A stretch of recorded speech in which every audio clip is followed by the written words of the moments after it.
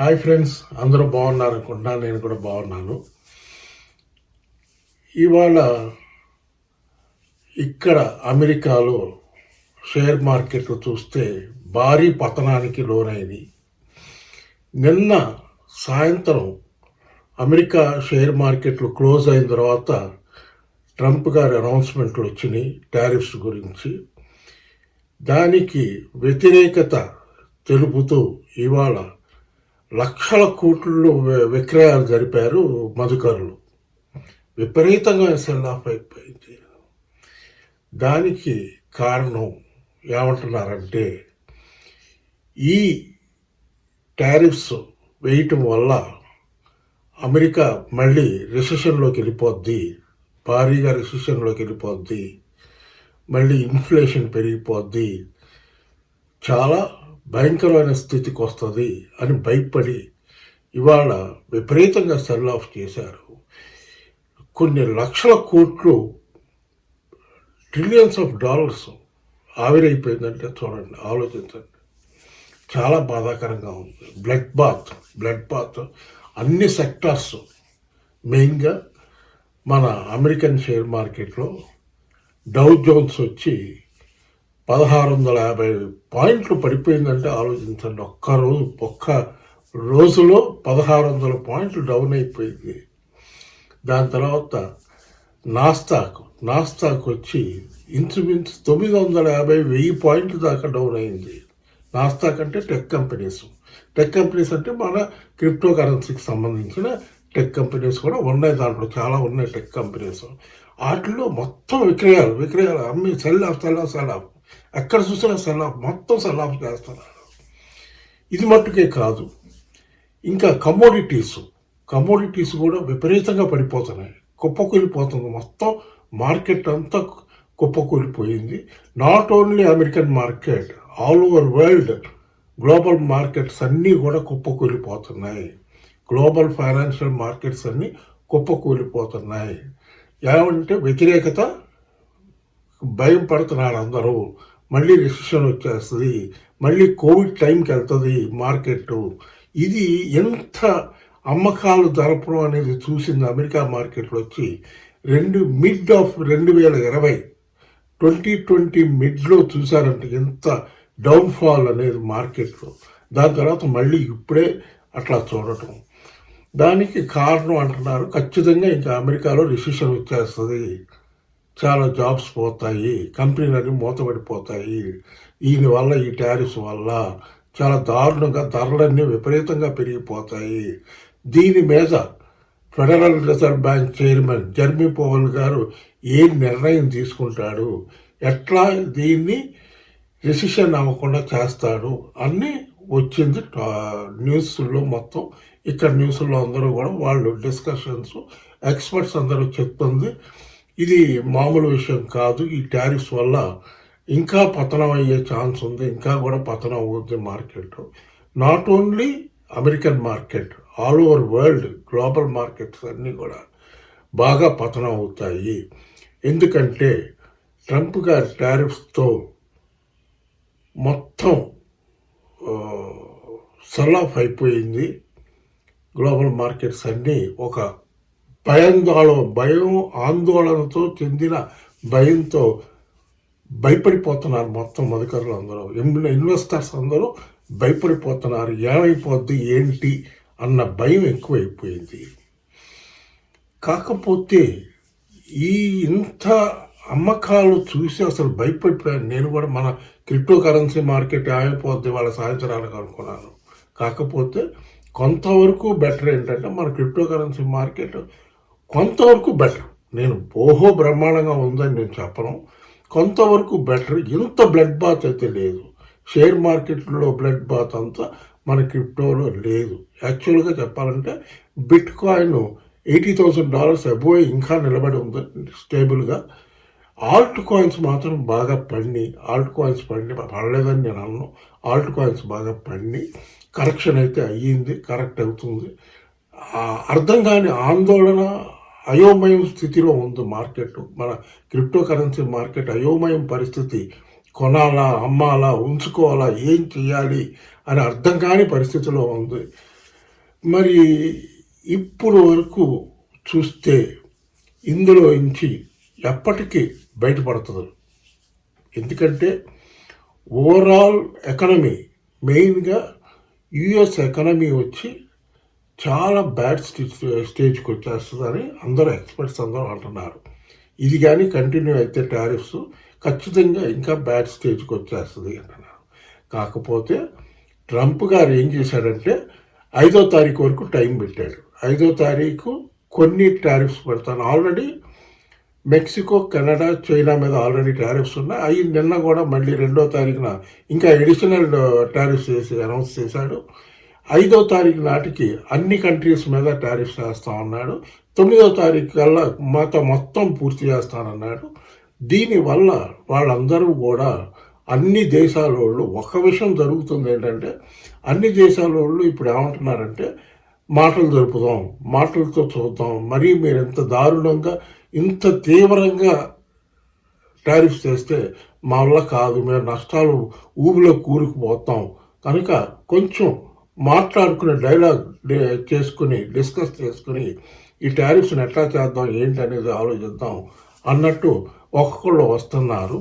కాకపోతే దీంట్లో బాగా ఎదురు తిరుగుతున్నది చైనా. ఏం చేస్తావు చెయ్యి, మేము టారిఫ్స్ మేము వేస్తాం చెయ్యి అంటున్నాడు. మీకు తెలిసిందే కదా చైనా వాడి సంగతి. వాడు మామూలు వాడు కాదు, వాడు కామ్గా ఉండరు. వాళ్ళు ఏం జరుగుతుంది కానీ చెయ్యి, నువ్వే ఇస్తావు, నువ్వు టారిఫ్ వేయి, నేను చేస్తాను అని సవాల్ చేస్తున్నాడు. ఇట్లా ఉంది పరిస్థితి. ఇప్పుడు మన క్రిప్టో కరెన్సీ మార్కెట్కి వచ్చేటప్పటికి, క్రిప్టో కరెన్సీ మార్కెట్ ప్రస్తుతం జరుగుతున్న పరిస్థితులు చూస్తుంటే ఇక్కడ అమెరికాలో చాలా ఆందోళనగా ఉంది. కనుక ఎంతవరకు ఇన్వెస్టర్స్ బయింగ్ చేస్తారు? ఎందుకంటే ఆల్రెడీ మన క్రిప్టో కరెన్సీ మార్కెట్ క్యాప్ చూస్తే $2.60 ట్రిలియన్ ఉంది. ఆల్మోస్ట్ ఇవాళ మార్నింగ్ నుంచి ఒక 15-20 ట్రిలియన్ డ్రాప్ అయ్యింది. మరి ఆల్ట్ కాయిన్స్లో కూడా బాగా డ్రాప్ వచ్చింది. ఆల్ట్ కాయిన్స్ అన్ని ఎప్పుడు పెరుగుతాయి? దీంట్లో తీవ్రంగా దెబ్బతిన్నది ఎథీరియం ఒకటి బాగా దెబ్బతింది. మన ఇండియన్ మనీలో 1,60,000 వచ్చింది, కిందకు వచ్చింది. 1,60,000 కిందకు వచ్చింది. మన సొలానా 10,000 కిందకు వచ్చింది. ఇంకా డౌన్ అవుతుందేమో, ఎందుకంటే మార్కెట్లో ఇప్పుడున్న పరిస్థితుల్లో ఈ సిచ్యువేషన్లో ఇన్వెస్టర్స్ ఎంతవరకు పెట్టుబడులు పెట్టి కొంటారు అన్నది అమ్మకాలు జరుపుతున్నారు తప్ప ఎవరో కొనేవాళ్ళు కనబట్టలేదు. అందరూ అమ్మేసుకుంటున్నారు. ఉన్న పొజిషన్స్ అన్నీ స్క్వేర్ ఆఫ్ చేసేసుకుంటున్నారు. ఇది షేర్ మార్కెట్లో జరుగుతుంది. ఇవాళ జరిగిన అమెరికా షేర్ మార్కెట్ పరిస్థితిని ప్రతికూలన మన భారతదేశ షేర్ మార్కెట్ రేపు మార్నింగ్ ఎలా ఓపెన్ అవ్వబోతుంది అన్నది అయోమయం పరిస్థితిలో ఉంది. ఎట్లా ఓపెన్ అవుతుంది ఏంటి? ఎందుకంటే ఎంత డ్రాప్ అయిన తర్వాత మన ఇండియన్ షేర్ మార్కెట్ కూడా డెఫినెట్గా డౌన్ అవుతుందని అనుకుంటున్నాను. వెయిట్ చేసి చూడాలి. ఇంకా కొన్ని అవర్స్లోనే ఓపెన్ అవుద్ది. ఇంకొక 2-3 అవర్స్ 4-5 అవర్స్లో ఓపెన్ అవుద్ది. ఓపెన్ అయితే కానీ మనకు ఎగ్జాక్ట్గా తెలియదు అసలు ఎట్లా ఓపెన్ అవుద్ది ఏంటని. కాకపోతే ఒక్క విషయం మటుకు చెప్పదలుచుకున్నాను. మొత్తం గ్లోబల్ ఫైనాన్షియల్ మార్కెట్స్ అన్నీ ఒక టెర్రర్ భయోందోళన, ఫియర్ అన్నది వచ్చింది. ఫియర్ ఫ్యాక్టర్ అనేది, ఈ ఫియర్ ఫ్యాక్టర్ రావటం అనేది మనకి క్రిప్టో కరెన్సీకి ఎంతవరకు మంచిది అంటే కొంచెం డౌట్ఫుల్గానే ఉంది. ఇక్కడి నుంచి ఎన్ని రోజులు పడుతుంది? మన యాక్చువల్గా ట్రంప్ గారు వచ్చేసారు, ఇంకా ఇవన్నీ రెగ్యులరైజ్ అయిపోద్ది. బాగా మన బిట్కాయిన్ బాగా పైకి వెళ్తుంది. ఆల్ టైమ్ హై క్రాస్ చేసి $110,000 టచ్ చేసిన ట్రంప్ గారు వచ్చిన తర్వాత మళ్ళీ ఇంకో ఆల్ టైమ్ హై వెళ్తుంది. ఈ సంవత్సరం 2025 ఎండ్కి వచ్చేటప్పటికి దగ్గరగా $150,000 వెళ్తుంది అనుకున్న బిట్కాయిన్ ప్రస్తుతం ఆగిపోయి ఉంది. $80,000 $82,000 దగ్గర ఆగిపోయి ఉంది. నిజం చెప్పుకోవాలనుకుంటే ఎంత పతనంలో కూడా కొంతవరకు హోల్డ్ చేసిందంటే మన క్రిప్టో కరెన్సీ మార్కెటే. నేను క్రాష్ అయిపోయిందన్న మాట వాడను. క్రాష్ కాదు ఇది. ఎంత డ్రాప్ అయినప్పుడు ఆటోమేటిక్గా ఇన్వెస్టర్స్ దీంట్లోంచి డబ్బులు దాంట్లోంచి డబ్బులు దీంట్లో అట్లా చేస్తుంటారు కనుక అలా కొంచెం డౌన్ఫాల్ వచ్చింది తప్ప మిగతా విధంగా ఏం లేదు. కాకపోతే ఇప్పుడు మీరేం చేయాలి? ఈ ఉన్న సిచ్యువేషన్ ఇది ఉన్న ఫ్యాక్ట్ మీకు చెప్తున్నాను. ఉన్న రీజన్స్ జరుగుతున్న విషయాలన్నీ పూర్తిగా మీకు చెప్తున్నాను కనుక దీన్ని బేస్ చేసుకుని మీరు ఫర్దర్గా మీ పొజిషన్స్ని ఎట్లా పెట్టుకోవాలి, ఫర్దర్గా ఎప్పటికి రివైవ్ అవుద్ది, మెయిన్ మార్కెట్ ఎప్పటికి రివైవ్ అవుద్ది, ఒక 4 రోజులకి రివైవ్ అవుద్దా, 2 నెలలకు రివైవ్ అవుద్దా, అది చూడాలి.